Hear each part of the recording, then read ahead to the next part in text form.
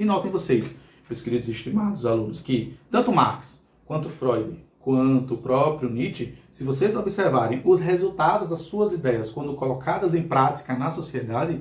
nada mais do que é o apocalipse em si.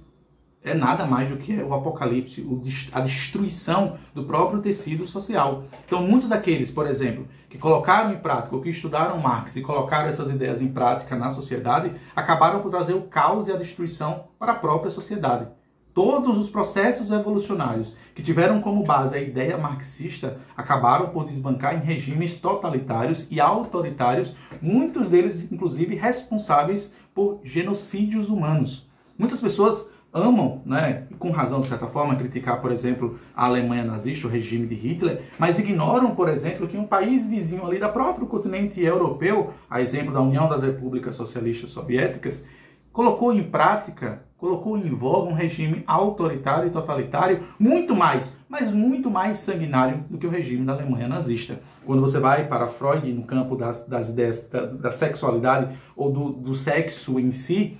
o processo de revolução sexual que nós vivemos hoje em dia é crianças de 10, 12 anos estão sendo ensinadas, por exemplo,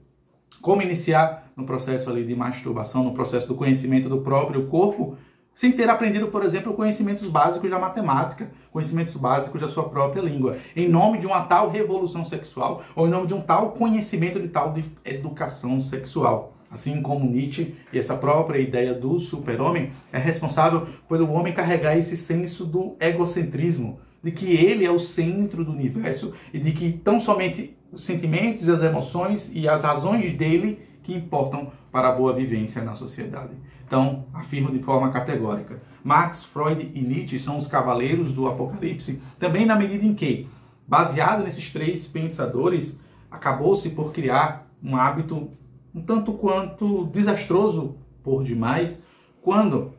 muitos começaram a enxergar ou a querer enxergar em grandes homens, em grandes líderes, em grandes personalidades do mundo, não os seus méritos, não as suas qualidades, mas os seus defeitos.